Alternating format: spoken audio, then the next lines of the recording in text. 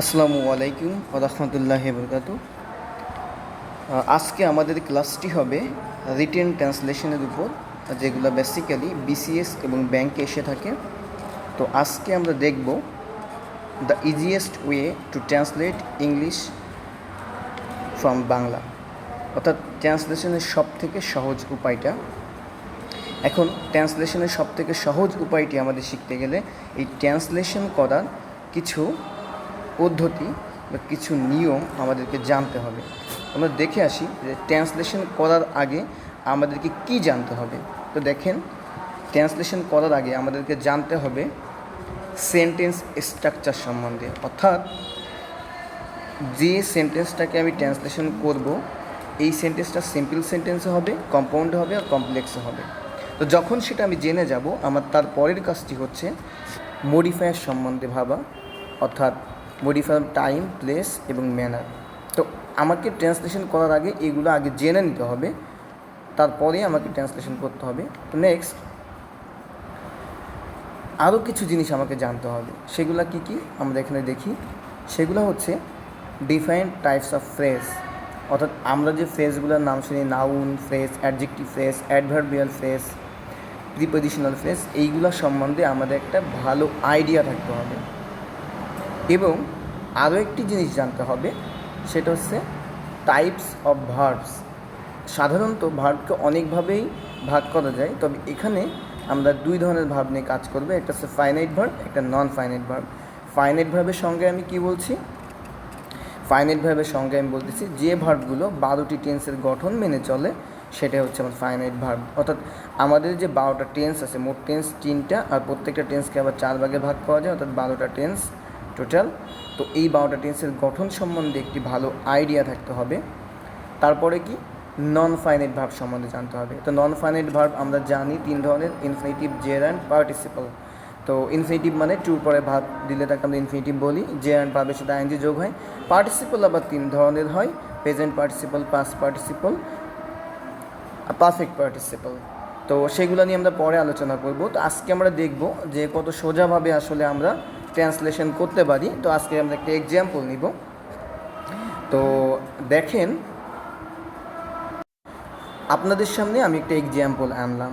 এক্সাম্পলটি কিসের আমরা একটু দেখি। এক্সাম্পলটি হচ্ছে SIBLPO 2021, অর্থাৎ আমাদের গত 12 তারিখে যে সোশ্যাল ইসলামী ব্যাংকে যে ট্রান্সলেশনটি আসছে আমরা দেখতে পাচ্ছি। তো এই ট্রান্সলেশনটায় 10 মার্ক ছিল, 10 মার্ক ছিল। তো এই ট্রান্সলেশনটাকে আমরা করার চেষ্টা করব। তো এই ট্রান্সলেশনটা কত সোজাভাবে করতে পারি। তো দেখেন, এই ট্রান্সলেশনটার প্রথম সেন্টেন্সটা কি আছে? চলমান মহামারী শুরুতেই মহামন্দার অশনি সংকেত শুনতে পাই বিশ্ব। এই যে সেন্টেন্সটা দেখতে পাচ্ছেন। তো আমরা দেখে আসি সেন্টেন্সটাকে কীভাবে আমরা ট্রান্সলেট করতে পারি। তো তার জন্য আমাদের কিছু কাজ করতে হবে। সেই কাজটা কি দেখি। সেই কাজটা হচ্ছে যে ট্রান্সলেশনের আমরা যখন করব, এই ট্রান্সলেশনটা প্রথমেই যে কাজটা করতে হবে, অর্থাৎ প্রথম কাজটা দেখেন, আমার প্রথম কাজটা হবে যে সেন্টেন্সের অর্থ বুঝে একে ভেঙে ফেলতে হবে। তারপরের কাজটি কী হবে? সেন্টেন্সের ফাইনাইট, নন ফাইনাইট ভার্বগুলো আমাকে খুঁজে বের করতে হবে। তারপরের কাজটা কি? সেন্টেন্স সাবজেক্ট খুঁজে বের করতে হবে, তারপর অবজেক্ট খুঁজে বের করতে হবে, মডিফায়ার্সগুলো খুঁজে বের করতে হবে, এবং এই বাদে সেন্টেন্সের বাকি যে অংশগুলো থাকবে সেগুলো নিয়ে আমরা পরবর্তীতে ভাববো।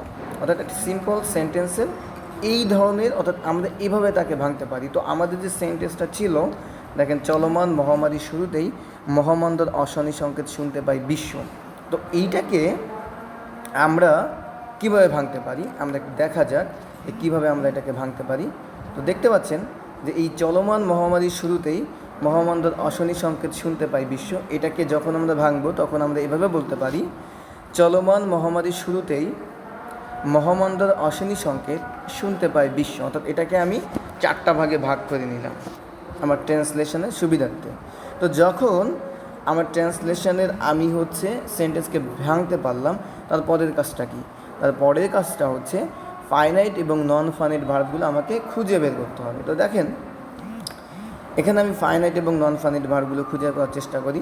চলমান মহামারীর শুরুতেই মহামন্দার অশনি সংকেত শুনতে পাই বিশ্ব, তাহলে যে শুনতে পাওয়া, এটা হচ্ছে আমার ভার্ব।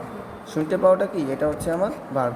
তার মানে আমরা কিভাবে এই ভার্বটাকে খুঁজে পাবো, দেখেন যে আমাদেরকে কাজ বোঝাতে হবে যে কি কাজ করা কোথায়। তাহলে ভার্ব হচ্ছে কি শুনতে পাওয়া, যার অর্থ হচ্ছে হেয়ার। তবে এখানে একটা জিনিস দেখেন, এই যে শুনতে পেয়েছে তারা চলমান মহামারীর শুরুতেই, অর্থাৎ একটু আগের কথা বলেছে, চলমান মহামারীর শুরুতে। চলমান মহামারীর শুরুতে যখন শুনতে পেয়েছে, তার মানে অতীতের কথা। তার মানে এখানে আমি ভাবটাকে ইউজ করবে হিয়ার্ড, মানে শুনতে পাওয়া। কেমন? নেক্সটে চলে যাই। আমার নেক্সট কাজ হচ্ছে এর সাবজেক্টটাকে খুঁজে বের করা। খুব সুন্দরভাবে দেখেন লেখা আছে, ভাবকে কে বা কারা দিয়ে প্রশ্ন করুন, সাবজেক্ট পাবেন। তাহলে আমরা এখানে প্রশ্ন করি উপরে আমরা ভার্ব কোনটা শুনতে পাই। এখন ভাবকে প্রশ্ন করেন যে কে বা কারা শুনতে পায়, কে বা কারা শুনতে পায়। তাহলে দেখেন উত্তর পাবেন বিশ্ব শুনতে পায়। কে শুনতে পায়? বিশ্ব। তার মানে এখানে সাবজেক্ট হবে কি দ্য ওয়ার্ল্ড। সাবজেক্ট হচ্ছে the world, WORLD। The world হচ্ছে আমার সাবজেক্ট। কেমন? তো এরপরের কাজটা কি? অবজেক্ট খুঁজে বের করা। তো অবজেক্ট খুঁজতে গেলে আমাদেরকে কী করতে হবে? এই ভার্বকেই প্রশ্ন করতে হবে আমাকে যে কী বা কাকে শুনতে পাই, কী বা কাকে শুনতে পাই। দেখেন কী শুনতে পাই, কী শুনতে পাই, আমরা প্রশ্নগুলোর উত্তর পাই মহামন্দার অশনি সংকেত শুনতে পাই। তার মানে এই মহামন্দার অশনি সংকেত হচ্ছে আমার অবজেক্ট। গেল। তো এরপরে আমরা আসবো মডিফায়ার্সগুলো বের করা। তো মডিফায়ার্স 3 ধরনের হয় এবং মডিফায়ার্সগুলো আমরা কোথায় কখন কিভাবে প্রশ্ন করে উত্তর পাই, অর্থাৎ কোথায় কখন কিভাবে দিয়ে যখন প্রশ্ন করব আমরা মডিফায়ারগুলো পাবো। তো এখন আমরা প্রশ্ন করি যে কখন শুনতে পাই, তাহলে চলমান মহামারীর শুরুতেই শুনতে পাই। তাহলে এটাই হচ্ছে আমার কি মডিফায়ার্স অফ টাইম, মানে কখন শুনতে পাই। তাহলে এখন আমরা আসেন কীভাবে এটাকে ট্রান্সলেশন করতে পারি। তো ট্রান্সলেশন করার জন্য আমাদের সেন্টেন্সের কিছু স্ট্রাকচার রয়েছে। স্ট্রাকচারগুলো আমরা একটু দেখি। Subject, verb, object, extension, subject, verb, object. তো মূল আমাদের যে একটা সেন্টেন্সের স্ট্রাকচার সেটা হচ্ছে এইটা, সাবজেক্ট, ভার্ব, অবজেক্ট। আমরা এই পর্যন্ত জানি। এক্সটেনশন মানে অতিরিক্ত অংশ। এখন অতিরিক্ত অংশে কী থাকতে পারে দেখেন, অতিরিক্ত অংশের মধ্যে আবার এক্সটেনশন প্রথমেও কিন্তু বসতে পারে একটা সেন্টেন্সে।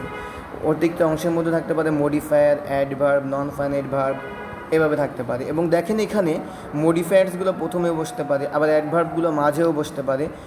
এইভাবেই কিন্তু স্ট্রাকচারটা হয়। তবে মূল স্ট্রাকচার কিন্তু এইটা, সাবজেক্ট, ভার্ব, অবজেক্ট, এক্সটেনশন। তো এই সেন্টেন্সটাকে আমরা কীভাবে করতে পারি দেখি। দেখেন এই সেন্টেন্সটা আমরা কী দেখতে পাচ্ছি। এই সেন্টেন্সটা আমরা দেখতে পাচ্ছি যে চলমান মহামারীর শুরুতেই মহামন্দার অশনি সংকেত শুনতে পাই বিশ্ব। আমরা মডিফায়ার্স অফ টাইম পেয়েছি, অবজেক্ট পেয়েছি, ভার্ব পেয়েছি, সাবজেক্ট পেয়েছি। তাহলে এখন আমাদেরকে এই স্ট্রাকচার অনুযায়ী বসায় দিতে হবে। সাবজেক্ট কি? বিশ্ব, তাহলে দ্য ওয়ার্ল্ড, দ্য ওয়ার্ল্ড। এবার ভার্ব কি? শুনতে পাওয়া, তাহলে ভার্ব শুনতে পাওয়া মানে হেয়ার। কি শুনতে পেয়েছিল? মহামন্দার অশনি সংকেত। মহামন্দার অশনি সংকেতের ইংলিশ কি? The thunder signal of the great depression, মানে মহামন্দার অশনি সংকেত। এবার কখন শুনতে পেয়েছিল? At the beginning of the ongoing pandemic, মানে একেবারে চলমান মহামারীর শুরুতেই। তাহলে কিন্তু আমরা এভাবে পরপর বসিয়ে দিয়ে ট্রান্সলেশনটা করতে পারি। আচ্ছা, এখন দেখেন যে এখানে কি লেখা আছে। এখানে লেখা আছে মডিফায়ার্স, এক্সটেনশন, অ্যাডভার্ব শ্রুতিমধুরতা অনুসারে আগে এবং পরে আপনি বসাতে পারেন। অর্থাৎ এই সেন্টেন্সটাকে আপনি এমনভাবেও করতে পারেন যে প্রথমেই at the beginning of the ongoing pandemic, মানে এই এক্সটেনশনকে আপনি প্রথমেই আনতে পারেন at the beginning of the ongoing pandemic. এরপরে আমরা সেন্টেন্সটাকে লিখে দিতে পারি the world here the thunder signal of great depression. Great depression মানে কি? মহামন্দা। আচ্ছা গেল। তো এরপরের কাজটা আমাদের কি দেখেন, এরপরের সেন্টেন্সটা ঠিক একইভাবে আমরা এরপরের সেন্টেন্সটাকে আমরা একটু চিন্তা করি যে কীভাবে করতে পারি। তো তারপরের সেন্টেন্সটা খেয়াল করুন, এখানে কি বলা আছে। এখানে বলা আছে গত বছরের শুরুতেই বৈশ্বিক অর্থনীতিকে স্থবির করে দেয় কোভিড-19 এর প্রাদুর্ভাব। তাহলে দেখেন আমি কিন্তু সেন্টেন্সটাকে 4টা ভাগে ভাগ করে ফেলছি। তো 4টা ভাগে ভাগ করলে দেখেন আমাদের এই 4টা ভাগে কী কী আছে। প্রথমে ভার্বকে বের করতে হবে। তা ভার্বকে স্থবির করে দেওয়া, স্থবির করে দেওয়া হচ্ছে আমাদের ক্রিয়া বা সাবজেক্ট। ক্রিয়া মানে ভার্ব, এটা আমি বলতে পারি। স্থবির করে দেওয়া হচ্ছে কি? ভার্ব। তো ভার্ব যখন আমি পেয়ে গেলাম, এখন ভার্বকে আপনি প্রশ্ন করেন, ভার্বকে একা করে প্রশ্ন করেন কে স্থবির করে দেয়? কে স্থবির করে দেয়? কোভিড-19 প্রাদুর্ভাব স্থবির করে দেয়। তার মানে এই কোভিড-19 প্রাদুর্ভাব হচ্ছে আমার সাবজেক্ট। এবার কাকে স্থবির করে দেয়, সেটা হচ্ছে অবজেক্ট।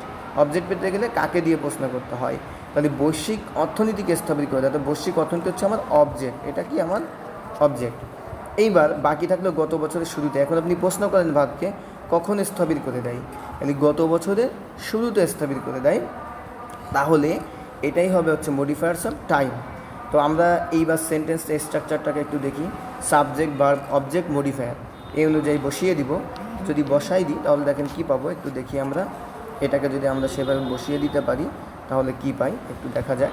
তাহলে আমাদের সাবজেক্ট ছিল কোভিড-19 প্রাদুর্ভাব। কোভিড-19 প্রাদুর্ভাবের ইংলিশ কি? The outbreak of COVID-19, the outbreak of COVID-19. এবার কি করে? স্থবির করে, ক্রিয়া বসাবো, তাহলে স্ট্যাগনেট মানে স্থবির করে দেয়। যেহেতু গত বছরের শুরুর কথা বলছে, এটা হচ্ছে অতীতের কথা। স্ট্যাগনেট হচ্ছে আমার ভার্ব, কেমন? এরপরে কি দেখব? আমাকে অবজেক্ট আনতে হবে। অবজেক্ট আনতে কাকে স্থবির করে দেয়? বৈশ্বিক অর্থনীতিকে স্থবির করে দেয়। তাহলে দ্য গ্লোবাল ইকোনমি হচ্ছে আমার অবজেক্ট, বৈশ্বিক অর্থনীতি, গ্লোবাল ইকোনমি। কখন স্থবির করে দেয়? গত বছরের শুরুতেই, at the beginning of last year. এটা হচ্ছে মডিফায়ার অফ টাইম। তাহলে দেখেন এই স্ট্রাকচারটা দিয়ে আমরা সেন্টেন্সটা কত সুন্দরভাবে ক্রিয়েট করতে পারলাম। তাহলে এখন আমরা নেক্সট চলে আসি, এইভাবে আরেকটা সেন্টেন্স আমরা করতে পারি কিনা। দেখেন আরেকটা সেন্টেন্স আমরা একটু দেখি। সেন্টেন্সটা দেখলে অনেক কঠিন মনে হবে, আসলে অতটা কঠিন নয়। যেমন দেখেন, শিল্প উৎপাদন, পর্যটন সহ বিভিন্ন খাতে নেমে আসে নেতিবাচক পর্যায়ে। আসলে এখানে খাত হবে। তো শিল্প উৎপাদন, পর্যটন সহ বিভিন্ন খাত নেমে আসে নেতিবাচক পর্যায়ে। তাহলে আমাকে প্রথম কাজটা কি? আমার ট্রান্সলেশন করার ভার্বটাকে বের করা। তা ভার্ব কি? এখানে দেখেন নেমে আসা, ক্রিয়া। এই নেমে আসাটা হচ্ছে আমার ক্রিয়া। এখন কে নেমে আসে? এটা হবে আমার সাবজেক্ট। কে নেমে আসে? এই দেখেন প্রশ্ন করছে। নেমে আসে হচ্ছে শিল্প উৎপাদন, পর্যটন সহ বিভিন্ন খাত নেমে আসে, মানে কমে যায়। এবার কিভাবে কমে যায়, কিভাবে নেমে আসে, অথবা নেমে আসার ধরনটা কী? ধরনটা হচ্ছে নেতিবাচক পর্যায়ে নেমে আসে। তাহলে আমি মডিফায়ার অফ ম্যানার পাইলাম। কিভাবে দিয়া? হাউ দিয়ে প্রশ্ন করলে আমরা modifier of manner pi. How দিয়ে প্রশ্ন করলে মডিফায়ার অফ ম্যানার পাই। তাহলে আমরা পেয়ে গেলাম সাবজেক্ট, ভার্ব এবং মডিফায়ার অফ ম্যানার। এবং এই সেন্টেন্সে কোনো অবজেক্ট নাই। এটুকু হচ্ছে সাবজেক্ট, এটুকু ভার্ব, এটুকু হচ্ছে মডিফায়ার অফ ম্যানার, কোনো অবজেক্ট নাই। তাহলে আমরা সাবজেক্ট, ভার্ব, মডিফায়ার বসিয়ে কাজটা করতে পারবো। তাহলে দেখেন এখানে আমাদের শিল্প উৎপাদন, পর্যটন সহ বিভিন্ন খাত, এর ইংলিশটা কি? ইন্ডাস্ট্রিয়াল প্রোডাকশন মানে শিল্প উৎপাদন, পর্যটন মানে ট্যুরিজম, অ্যান্ড বিভিন্ন খাত আদার সেক্টরস। এবার নেমে আসে মানে কেম ডাউন। অতীতের একটা বর্ণনা করতেছে, যেটা প্যাসেজ ট্রান্সলেশন, কেম ডাউন নেমে এসেছিল। ওকে, কেম ডাউন নেতিবাচক পর্যায়ে মানে টু নেগেটিভ লেভেল। তাহলে এখন আমরা এই পর্যায়ে একবার ডিরেক্ট এটাকে বসাই দিতে পারি, কারণ পরপর আছে, তাই এটাকে আমরা পরপর বসাই দিলাম। Industrial production, tourism and other sectors came down to negative level. তো এইভাবে আমরা ট্রান্সলেশনগুলো করতে পারি ভেরি ইজিলি। তো থ্যাংক ইউ ভেরি মাচ। তো অলরেডি দেখেন আমরা এখান থেকে কতগুলো সেন্টেন্স করে ফেলেছি। একেবারে শুরু থেকে আমরা একেবারে 3টা সেন্টেন্স করে ফেলি। মহামারীর শুরু, চলো এইখান থেকে শুরু করে আমরা দেখেন এই পর্যন্ত আমরা একটু ট্রান্সলেশন করলাম। তো বাকি ট্রান্সলেশন দেখতে আমাদের পরবর্তী ভিডিওর দিকে চোখ রাখুন। ইনশাআল্লাহ আপনারা উপকৃত হবেন। Thank you.